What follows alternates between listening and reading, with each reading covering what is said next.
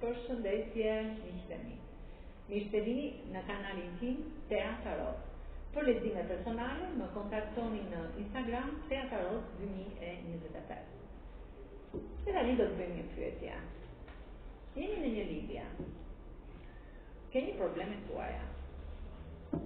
Përse është dukur në një mënyrë krejt të papritur ky person nga jeta juaj?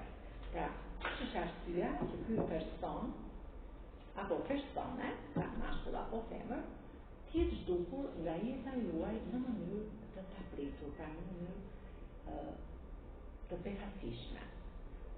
Ju jeni princesha e monedës, një femër shumë e kompletuar. Keni pasur një thyerje në kullën tuaj, pra në këtë histori ju keni pasur një thyerje, një problem. Dhe ky mbase është shkaku që personi është zhdukur në mënyrë të papritur, pra pa asnjë lloj arsye.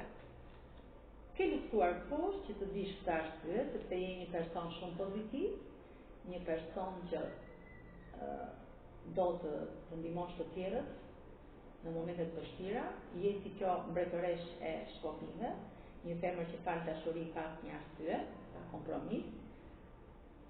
Dhe në jetën tuaj keni pasur shumë probleme, ulje, njerëz me maska, njerëz me dy fytyra. Dhe leta e diellit më tregon që kjo situatë do të ndryshojë dhe ju do t'ju vi ky diell me këtë kalë të paqes për t'ju sjellë një transformim në jetën tuaj, për t'ju sjellë këtë paqe, këtë qetësi, këtë harmoni, me këtë lajm që mban në dorën tënde. Ky është një lajm transformimi në mënyrë pozitive.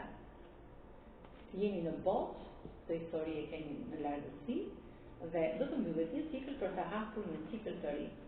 Do të keni ndryshime dhe tek pjesa e bollokut dhe se jeni pak person egoist, egoa juaj është pozitive.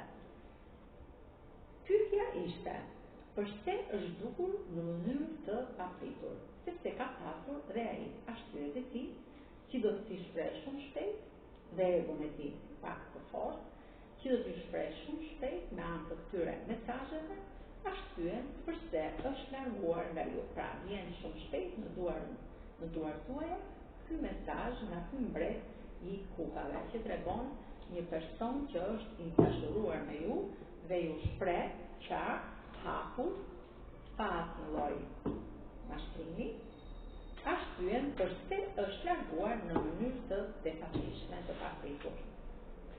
Me gërmën gjë rezonon, me gërmën që, me gërmën jë, gërmën të, dë, zë, të, gërmën e.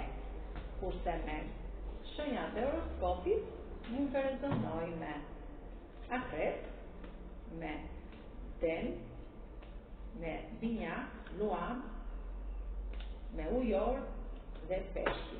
Faleminderit shumë, miqtë e mi.